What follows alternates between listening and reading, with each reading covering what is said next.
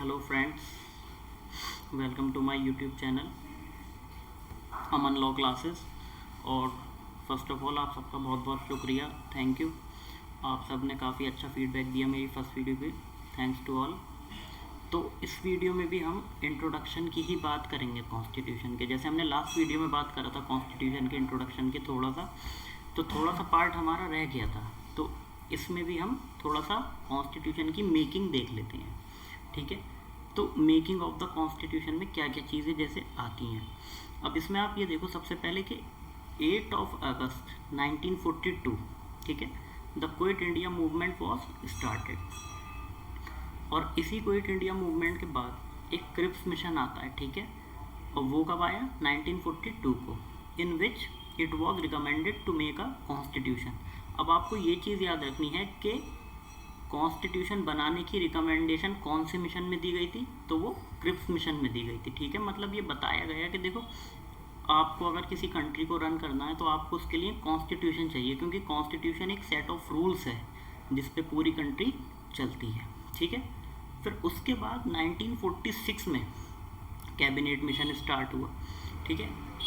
उसमें in which election of constituent assembly was recommended. उसमें क्या रिकमेंडेशन दी गई कि आपको एक इलेक्शन कराने पड़ेंगे कॉन्स्टिट्यूएंट असेंबली के, ठीक है। फिर इलेक्शन हुए। इलेक्शन किस ईयर में हुए? इलेक्शन हुए जुलाई 1946 में, ठीक है, कॉन्स्टिट्यूएंट असेंबली के लिए। उसके बाद आफ्टर दैट जब इलेक्शन वगैरह हो गए तो इंडियन नेशनल कांग्रेस की सीट्स आई, मुस्लिम लीग की सीट्स आई। मुस्लिम लीग ने कोऑपरेट करने से मना कर दिया, ठीक है। तो फिर हमारी जो कॉन्स्टिट्यूएंट असेंबली बनी थी, जो इलेक्शन हुए थे उसके बेस पर, तो उसकी फर्स्ट मीटिंग हेल्ड होती है। और ये फर्स्ट मीटिंग कब हेल्ड होती है? ये फर्स्ट मीटिंग हेल्ड होती है 9 दिसंबर 1946, ठीक है। और उसके चेयरमैन डॉक्टर सच्चिदानंद सिन्हा बनाए गए। कौन बनाए गए? डॉक्टर सच्चिदानंद सिन्हा, ठीक है। फिर 2 दिन बाद ही 11 दिसंबर 1946 को, ठीक है, सेकंड मीटिंग होती है कॉन्स्टिट्यूएंट असेंबली की। और उसमें परमानेंट चेयरमैन बनाए गए डॉक्टर राजेंद्र प्रसाद, ठीक है। तो आपको ये याद रखना है कि कॉन्स्टिट्यूएंट असेंबली की फर्स्ट मीटिंग कब हेल्ड हुई थी? तो ये हुई थी 9 दिसंबर 1946 को। और इसके चेयरमैन कौन थे? डॉक्टर सच्चिदानंद सिन्हा।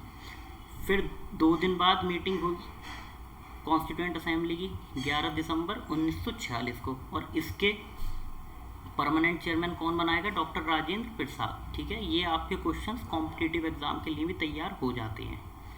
फिर उसके बाद कई कमेटीज़ बनाई गई, ठीक है, जिसमें से एक कमेटी बनाई गई ड्राफ्टिंग कमेटी, ठीक है।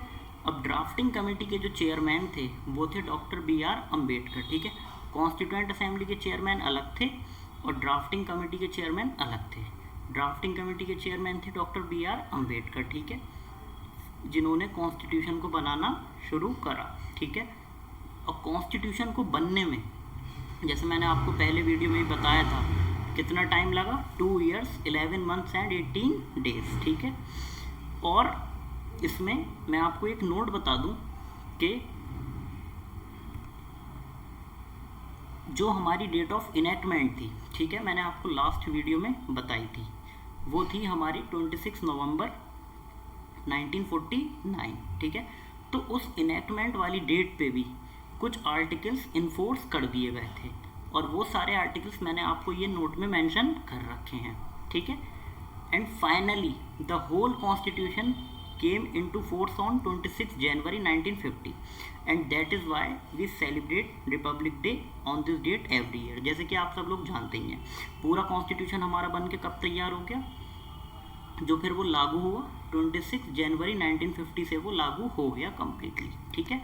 और आप इसमें एक चीज़ ये और याद रखना कि जो 26 नवंबर है उसको हम एज अ कॉन्स्टिट्यूशन डे या लॉ डे सेलिब्रेट करते हैं, और 26 जनवरी हम as a Republic Day every year celebrate करते हैं, ठीक है। अब इसमें एक चीज़ आपको ये और याद रखनी है, ये भी कभी कभी कॉम्पिटिटिव एग्जाम में क्वेश्चन आ जाता है कि 26 जनवरी ही क्यों रखी गई डेट इसकी, ठीक है।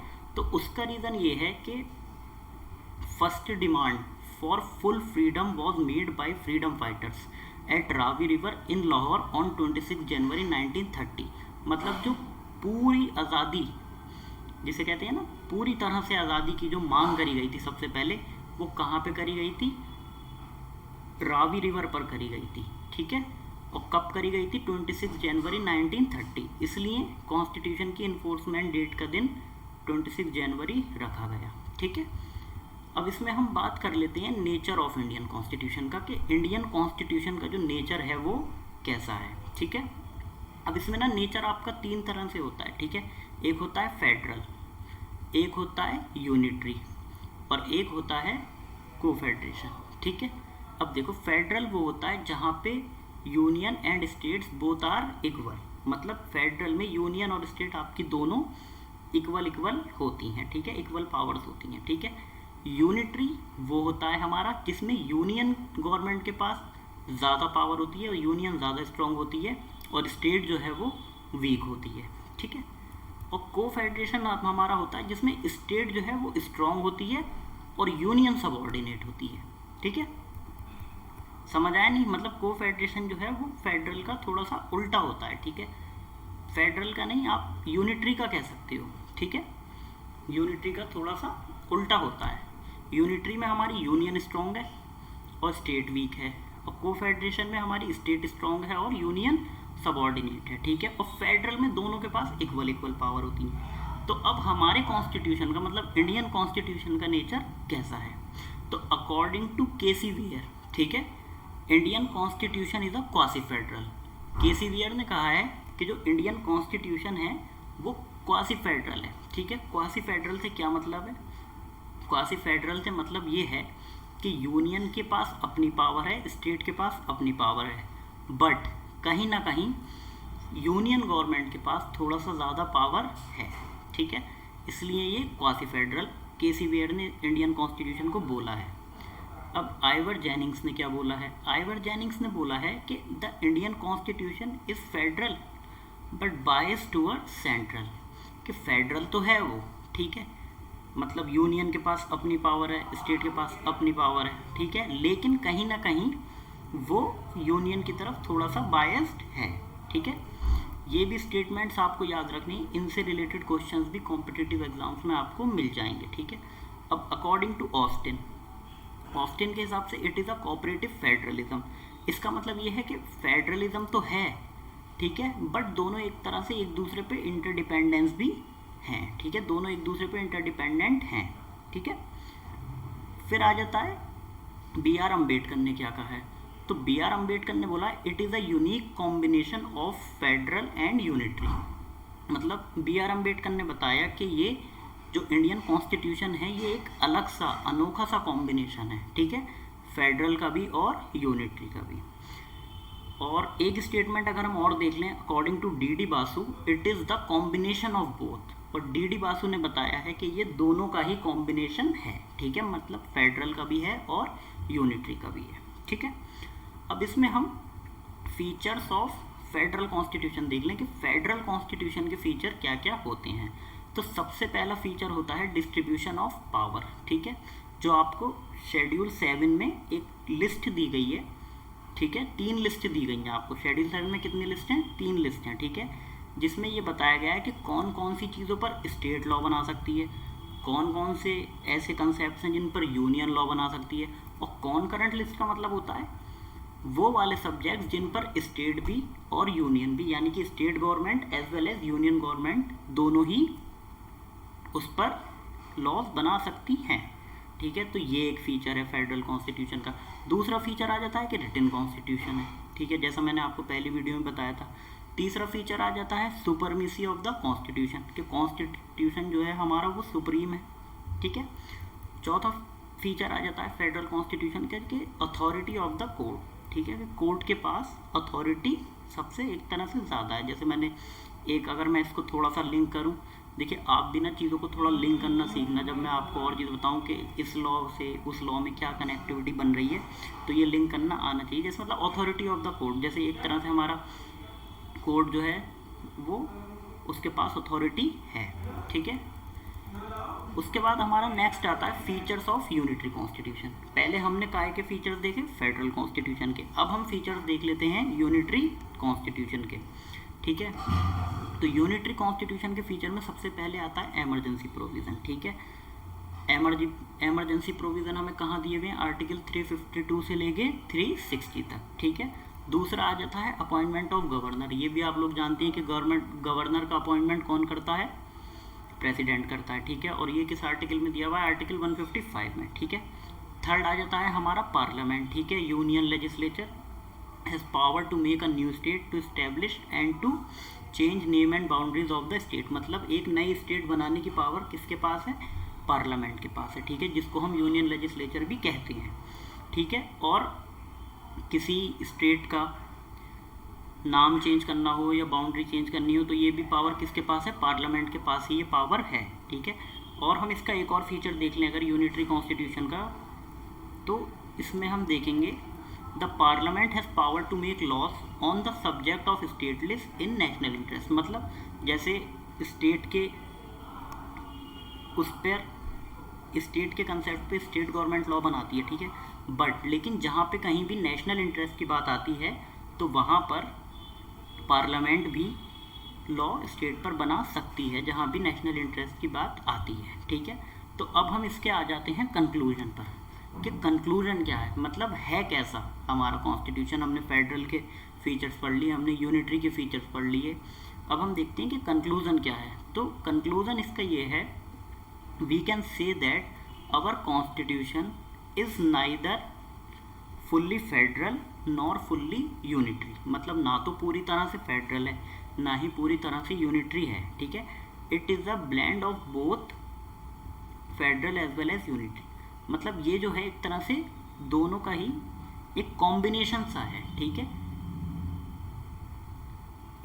As well as unitary, as our constitution is having all essentials of federal and all essentials of unitary. क्यों? क्योंकि इसमें सारे एसेंशियल्स आपको फेडरल के मिल जाएंगे और सारे ही एसेंशियल्स आपको यूनिटरी के मिल जाएंगे, ठीक है।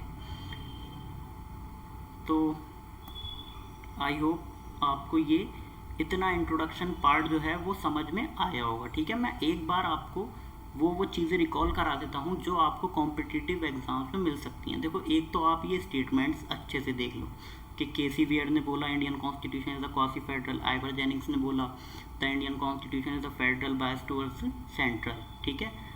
ऑस्टिन ने बोला it is a cooperative federalism, B R Ambedkar ने बोला it is a unique combination of federal and unitary, D D Basu ने कहा कि it is the combination of both, ठीक है। इनमें से आपको क्वेश्चन ज़रूर मिल जाएगा, ठीक है।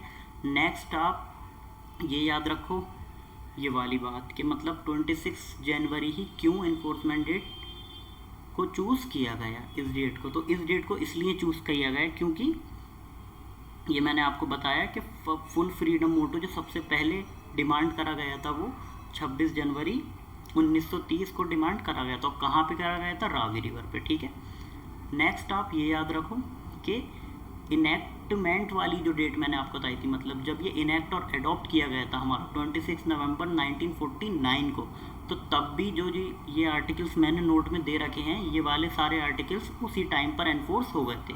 और बाकी का जो कंप्लीट कॉन्स्टिट्यूशन था वो 26 जनवरी 1950 को इन्फोर्स हो गया था। नेक्स्ट आप इसमें ये याद रखो कि ड्राफ्टिंग कमेटी के चेयरमैन कौन थे? Doctor B R Ambedkar. और कितनी ड्यूरेशन थी? 2 years 11 months 18 days लगे कॉन्स्टिट्यूशन को बनने में, ठीक है। और एक आप ये याद रख लो, इसमें ये भी आपको क्वेश्चन कॉम्पिटिटिव एग्जाम्स में मिल जाएंगे कि फर्स्ट मीटिंग कब हेल्ड हुई? 9 दिसंबर 1946 को हुई, ठीक है। और फर्स्ट मीटिंग के चेयरमैन कौन थे? डॉक्टर सच्चिदानंद सिन्हा, ठीक है। और सेकंड मीटिंग कब हेल्ड हुई कॉन्स्टिट्यूएंट असेंबली की?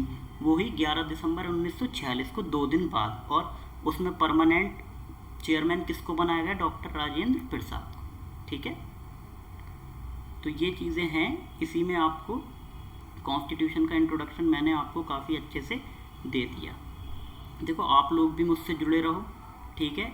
इसी तरह से मैं आपको पूरा कॉन्स्टिट्यूशन कंप्लीट करा के एक इस पे मैराथन वीडियो भी बना दूंगा, ठीक है, जिसमें हम एक बार पूरा कॉन्स्टिट्यूशन रिकॉल कर लेंगे, ठीक है। और ये सारे नोट्स आपको मेरे जो मैं ये इसमें चलाता हूँ, ये हैंड रिटन नोट्स में बनाता हूँ आपके लिए। मेरा एक टेलीग्राम चैनल है अमन लॉ क्लासेस करके ही, आपको वहाँ से इनकी PDF मिल जाएगी, ठीक है। डिस्क्रिप्शन में मैंने अपने टेलीग्राम चैनल का भी लिंक दे दिया है, ठीक है। आई होप आपको ये वीडियो अच्छे से समझ आई होगी, ठीक है। तो good bye all of you. Okay.